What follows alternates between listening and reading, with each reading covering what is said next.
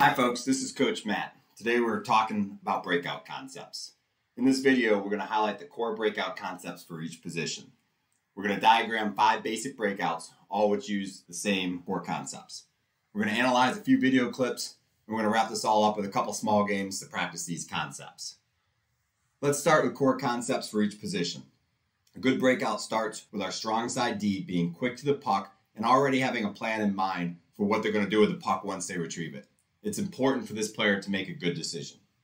To help that strong side D make a good decision with the puck, it's important that our weak side D, the defenseman away from the puck, is reading our opponent's forecheck and calling out to the partner which of the 5 breakouts to execute. We're going to talk more about those in a second. Additionally, we want to have the weak side D join the rush as a 3rd or the 4th attacker when that opportunity presents itself. The key for the center is to curl toward the puck, low, slow, and in control. Use that phrase when coaching the curl. Our strong side wing is quick to the boards, and then they slide. They should slide up the boards as far as they can while maintaining a good passing option. For the weak side wing, we want to emphasize speed through the middle of the ice. Lastly, it's important to note that these players may switch between positions or roles depending on where they are on the ice.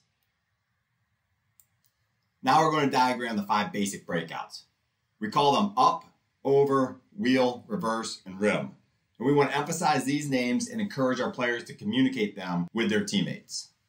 Up is when the D retrieves a puck and makes a quick play up the strong side of the ice. This is typically a pass to the wing on the boards. Over is when we make a D-to-D pass to move the puck from one side of the ice over to the other side of the ice. Typically use this breakout when the opponent is clogging up the strong side. Wheel is when the D retrieves a puck and carries it around behind the net and out the other side. Reverse starts a lot like wheel, except that the defenseman passes the puck off the boards back into the corner they came from, where the partner can pick it up, continue the breakout. We typically see this when our defenseman is being pressured heavily by a forechecker as they're going around behind the net. The last breakout is rim. This is when the D passes the puck around the rim of the boards to the wing. This is typically used when the D is under pressure and has to move the puck quickly.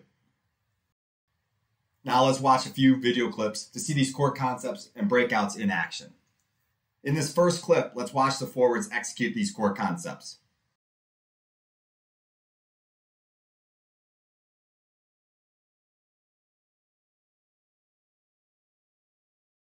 Here we see the center curl low, slow, and in control.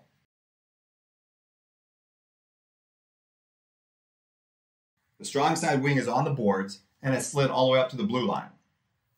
We also see the weak side wing with speed through the middle of the ice.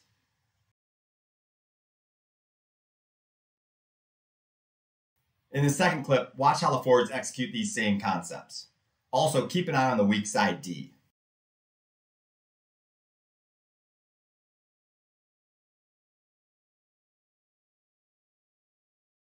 As we slow the video down, we see the winger get to the boards.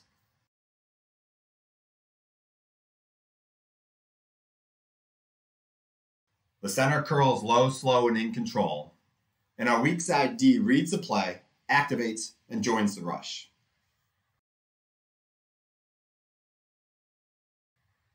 Our third clip shows a reverse breakout by the D. And again, we see the forwards execute these 3 same concepts.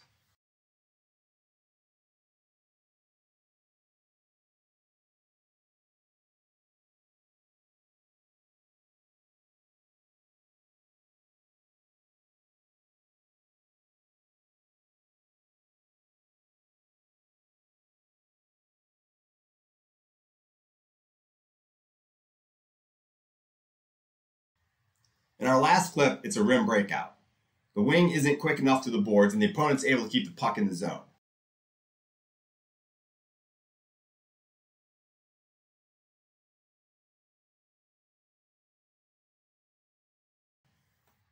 A couple things to watch for are how the weak side forward recognizes the misplay and doesn't exit the zone.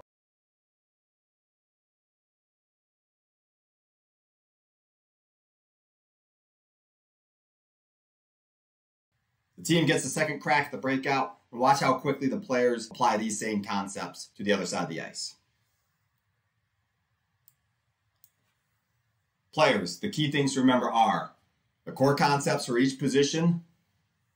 Know that players can switch or interchange between these positions and roles depending on where everyone is on the ice. And third, we want to emphasize communication. Here are two small games that are great for practicing these concepts. The first is the Bork 3v3 game, that each team has a designated Bork player stay below their own goal line. You can read through the details of the drill, but it's a fantastic one to emphasize with your forwards the various concepts. The second game is one that I picked up at the USA Hockey Level 5 Symposium, and I call it the Buckeyes game, but feel free to call it whatever name you want. We have 2 forwards and 2 defense. This game we're emphasizing the strong side wing and the center's role, and specifically the weak side D, as the weak side D is able to join the rush and create a momentary 3-on-2. You can read through the details here. Thank you for watching. I hope this video was helpful.